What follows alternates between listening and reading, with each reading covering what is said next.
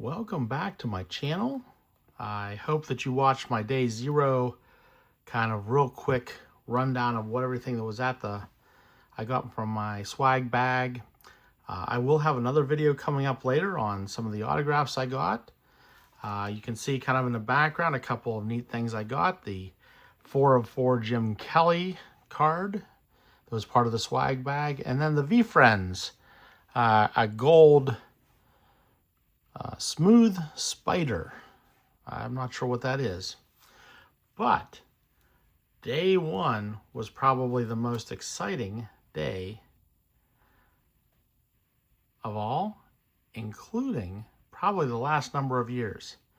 And the only day that was probably more exciting, and I didn't know it was going to be that way, was a day back in 2018 at the National, which I believe was in Cleveland. And if you watch this video closely, you'll see why. So let me go to some video that I filmed on day one. The picture.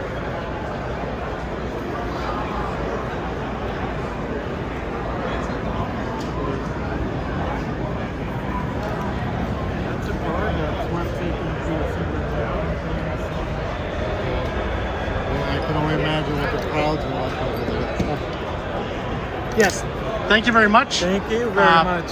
It's a pleasure. I think it's a fair deal. Seconds. But that was a $10,000 trade for me, or at least what I felt was a $10,000 trade. And I know that there may be some people that will say, well, I think that card was worth a lot more. It's on the rise. It's going to go up. I knew all that. I knew that there was one comp. I've been watching this for the last year. And that was the only comp that I saw in the last year. So, as a result, it is on a little bit of a trajectory, but that trajectory will peak or continue to go, all based on what Ohtani accomplishes in his career. But what I got were these, and they are some of my childhood icon cards. These are cards that I wanted to have in my collection, and I wanted to have these cards much more than I wanted to have a card that I pulled from Topps back in 2018 as part of their giveaway. So I really had nothing in that card. That was a bonus card I got from a National back in 2018 from Topps, and this is what I got. It turned into this card right here.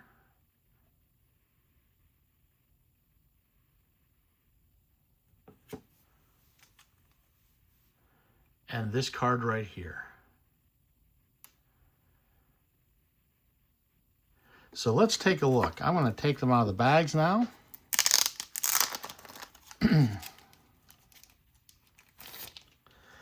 And here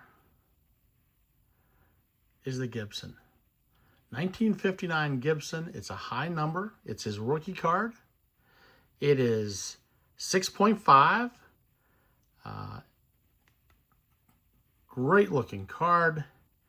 There is a little bit of browning of the paper on the back, which is very common for a card of this age. If you take a look at this is an older PSA label, however. I don't know that if you were trying to put a new label, if it'd get that 6.5, might only be a 5. That's the problem with that. But nonetheless, this has great color to it. I like the corners. The corners are pretty sharp. It's pretty well centered. This was something that caught my eye in the case, and this was a $3,000 price tag on it, which might be a little higher than what the actual value is, but it was this card right here. This is a card we never had. When in my hometown, there were no 1986-87 Fleer basketball cards. They just didn't exist in my town. So, because they didn't exist, I never had a chance to pull one of these. So let me take this out of the bag. let's take a closer look at this. It's a 4. Not a very high 4, but if you take a look at those corners are sharp. And I know what you're looking at, these corners down here. The corners you may not be able to see, but they're sharp. But notice that there was a little bit of coloring that was taken off. And I'll tell you exactly what probably happened with this. This got pulled. Someone saw it and immediately put it in a screw down case where it sat for a number of years, because this is a new SGC label. So I want to say it probably sat there for 30, 40 years, and then they took it out to get it graded so that it could be verified as being authentic. And that's the big thing I wanted with this. I wanted to make sure that what I had was an authentic Michael Jordan rookie card. So, pulled this out, they undid it, and when they unscrewed the screw down case, it pulled a little bit of this paper from it. And that takes it down from what was probably going to be a $100 and some $1,000 card to a $7,000 card as a number 4. But this looks great. I am very happy to have it in my collection, and this adds an iconic card to my collection that I now know I can say I have. Well, thank you for watching. That was my big news for the first day. I do have some more videos coming up, recap of my National. Nothing as exciting as this, but I do have some autographs I want to show, and I did have some other pickups.